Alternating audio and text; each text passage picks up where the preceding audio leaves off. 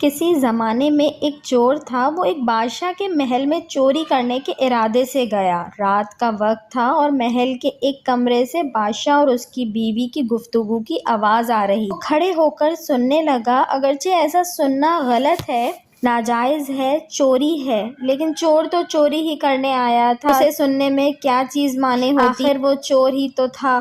اس چور نے سنا کہ بادشاہ اپنی بیوی سے کہہ رہا ہے کہ میں اپنی بیٹی کی شادی ایسے آدمی سے کروں گا جو نہایت متقی و پرہیزگار ہو، بہت اللہ والا ہو۔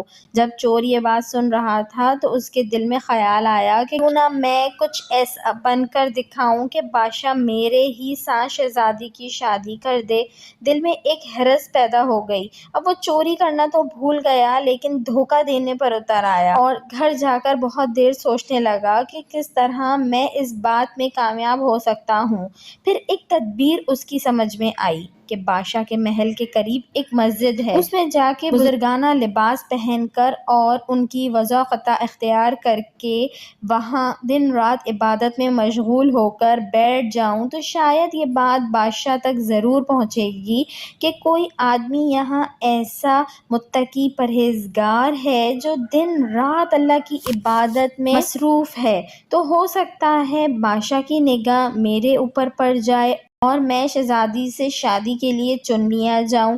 یہ اس چور کا ایک نہایت حقیر اور ذلیل دنیاوی مقصد تھا جس کے لیے اس نے یہ ارادہ کیا۔ پھر اس نے اپنے پروگرام کے مطابق بزرگانہ لباس و پوشاک وضاقتہ اختیار کر کے اس مسجد میں جا کر نمازوں پر نمازیں، ذکر و تلاوت، مراقبہ سب شروع کر لیا۔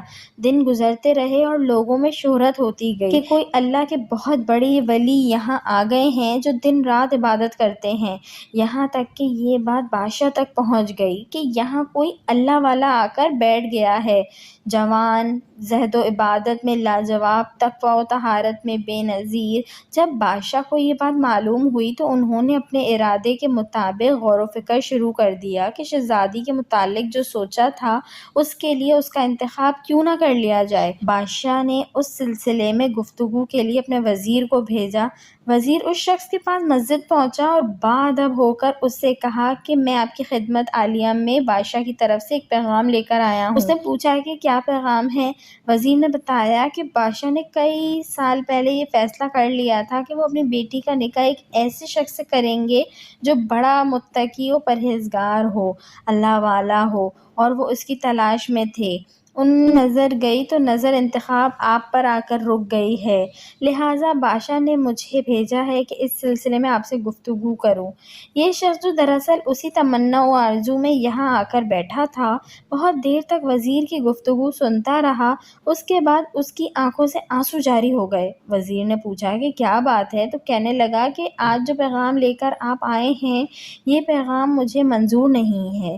وزیر نے کہا کہ کیوں منظور نہیں؟ اس شخص نے کہا کہ دیکھیے، میں صاف صاف بات آپ کو بتاتا ہوں کہ میں اصل میں ایک چور تھا اور ایک مرتبہ بادشاہ کے محل میں چوری کے ارادے سے گیا، پھر جو کچھ بھی ہوا اس کو سنایا، اور اس کے بعد اس چور نے کہا کہ میں نے تو یہ وضاقتہ اسی حرص کی وجہ سے اختیار کی تھی، لیکن میں یہاں آ کر بیٹھا تو میرے خدا نے مجھے اپنا بنا لیا۔ اب بس اس کے بعد مجھے اور کسی کی ضرورت نہیں، میرے لیے میرا خدا کافی ہے۔